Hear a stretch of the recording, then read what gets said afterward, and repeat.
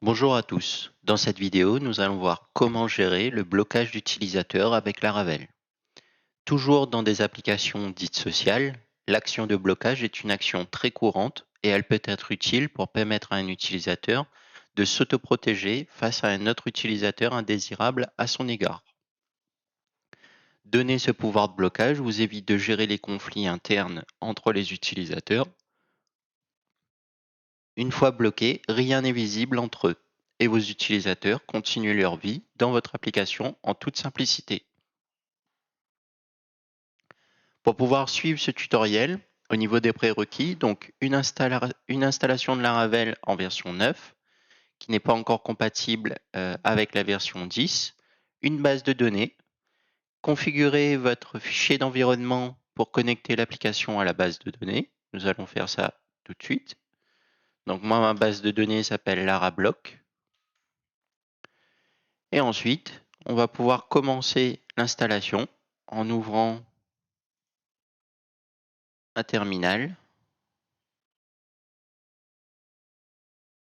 en se positionnant dans le dossier.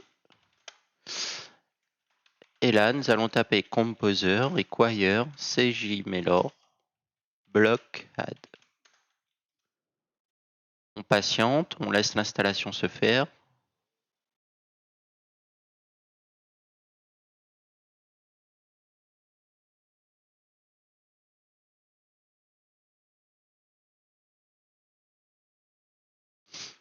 Une fois que l'installation est faite, nous allons publier les fichiers de migration. PHP artisan vendor publish tag blockade migrations. Voilà. Ensuite, nous allons publier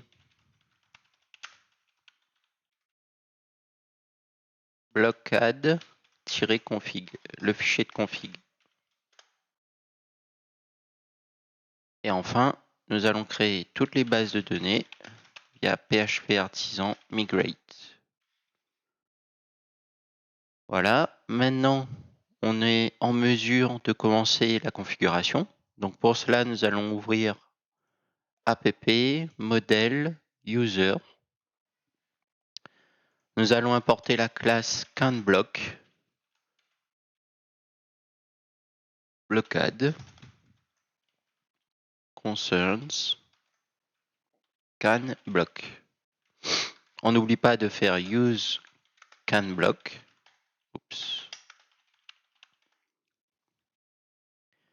Ensuite, je vous montre aussi, nous allons rajouter asBlocked. Donc c'est exactement le même chemin.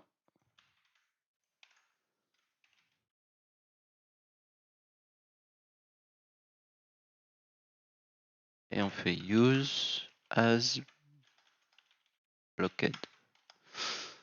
Donc je vous explique rapidement. Le premier va vous permettre d'utiliser la fonctionnalité de blocage d'utilisateur. Il suffit juste de le rajouter dans la classe. Et le deuxième, ça permet de rendre invisible toutes les informations de cette classe pour l'utilisateur, tout simplement. L'utilisateur bloqué. Voilà. Ensuite, nous allons nous rendre dans la base de données et nous allons créer manuellement deux utilisateurs. Donc, j'actualise, user, insert, et là on tape user1, user1@gmail.com, test, on met une date,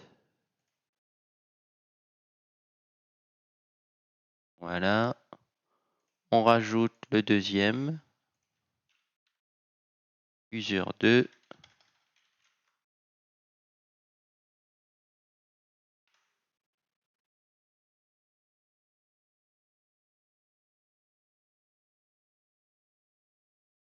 voilà. Ok, donc là nos deux utilisateurs sont créés. Et maintenant, nous allons commencer à utiliser quelques petits cas. Donc rendez-vous dans route web.php. On va travailler dans la route principal. On importe le modèle.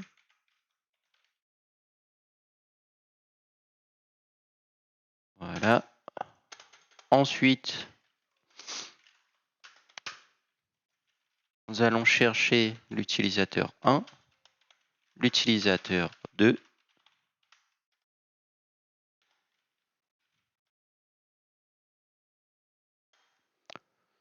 donc là, nous allons faire en sorte que l'utilisateur 1 bloque l'utilisateur 2 et ensuite nous allons vérifier si celui-ci est bien bloqué.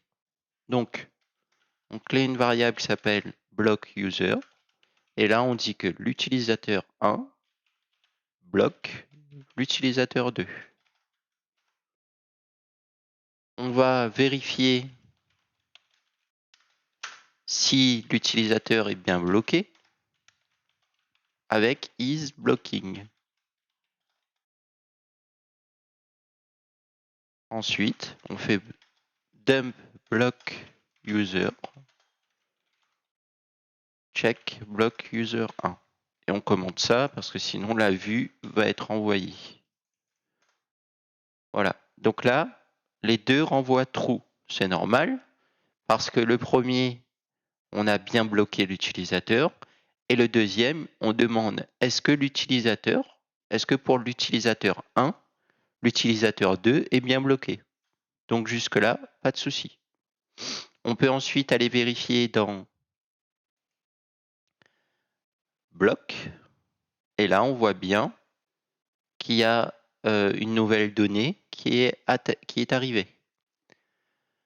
Maintenant, nous allons vérifier si dans le cas inverse, c'est-à-dire l'utilisateur 1 est bloqué aussi pour l'utilisateur 2. Donc pour ça, on fait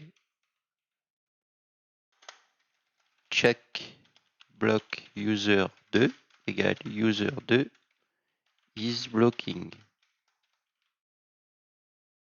Hop.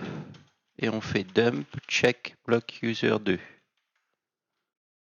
On actualise. False. Ah, qu'est-ce que ça signifie? Ça signifie qu'on a bloqué dans une seule direction et que pour être sûr, il vaut mieux bloquer dans les deux directions. Comme ça, les deux utilisateurs ne se voient plus. Ensuite, là, nous allons essayer justement de bloquer l'utilisateur dans le sens inverse, mais on va rajouter cette fois-ci juste une date d'expiration pour pouvoir exploiter ce petit cas de figure. Donc là, on fait block user 1. On dit que l'utilisateur 2 bloque l'utilisateur 1. Ensuite, on rajoute expire at.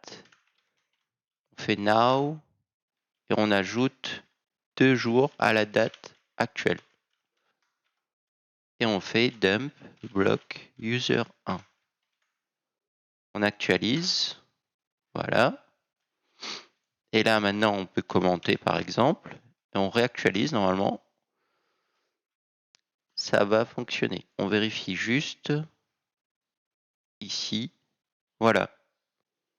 Donc là, ah oui, c'est parce que ici on a une petite erreur. C'est bien user 1, pas user 2.